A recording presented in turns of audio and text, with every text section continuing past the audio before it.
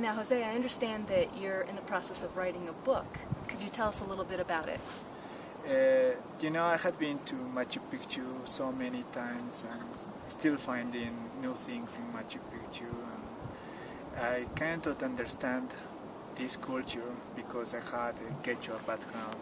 From living in the mountains, for having the same customs that these Quechua people used to have long time ago, it's a good way to start.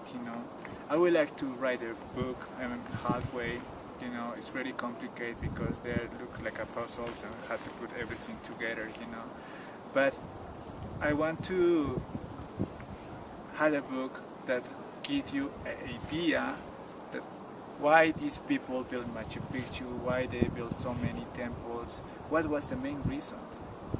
In most of the cases you find books that they show you, okay, this is a temple dedicated to the sun, this is approved, it's round, it's nice, it's beautiful, But what is the reason why the Quechua people built temple dedicated to the sun, I want to see this Quechua religion as a philosophy, a way of understanding the life, the nature, a way of understanding that we are part of the nature.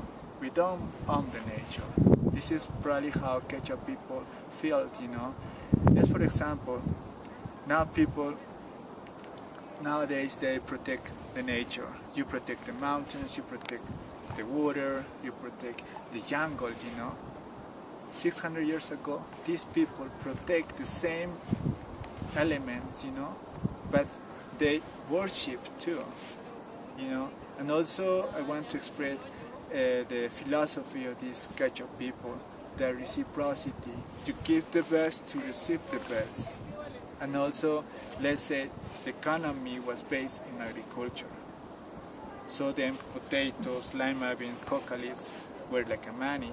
In order to get good potatoes, these guys needed to pray to the sun, to the water, to the Pachamama or Mother Earth. So then, only then, they were able to get good production, It's fascinating. Brings me to my next question. Do you think that people have any misunderstandings about Peru or the culture that maybe you could clarify?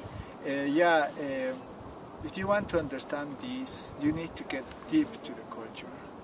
And good to start is just exploring the mountains, finding these farmers that they live away from the civilization, places that they don't have electricity, they don't have schools, they don't have even transportation. They live in the simple way, exactly the lifestyle of these Quechua people, 600 years ago. And also, you need to see this culture from this side, from the Quechua side, not from outside. We are Western mind here, And one example, for example, I'm telling you there are places like nearby the Royal Palace, small, and if you are with the Western mind, you see that side, that place looks like a toilet, I believe that that place was a toilet, for a really long time. But now I say that's not really a toilet, because Quechua people in the mountains nowadays don't have toilets. They just use the Inca toilets, we call it the wood. They go to do the business outside the house, outside the places, And it's really hard to tell, for example, where was the toilet.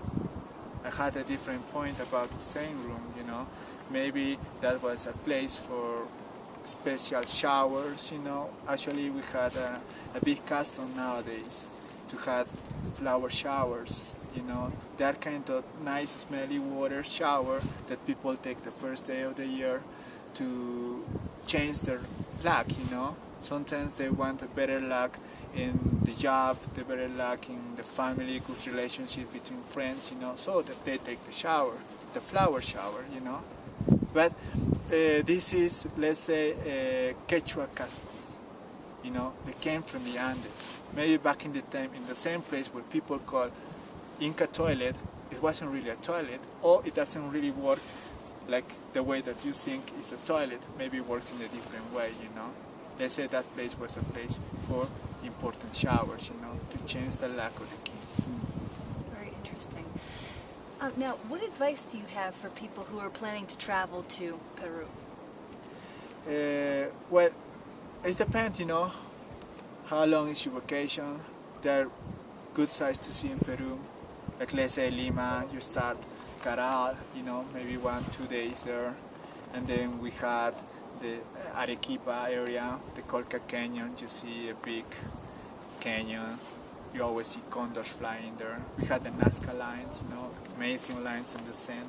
You're able to see the perfect shapes, you know, on the lines, only if you fly over.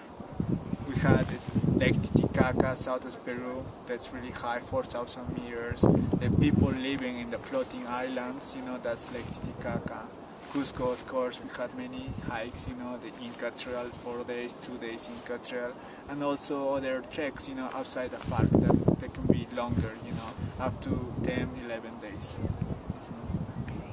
And we also had jungle, you know, we are close to the Amazon jungle, so there is reservations where people take 5, 6 days to, you know.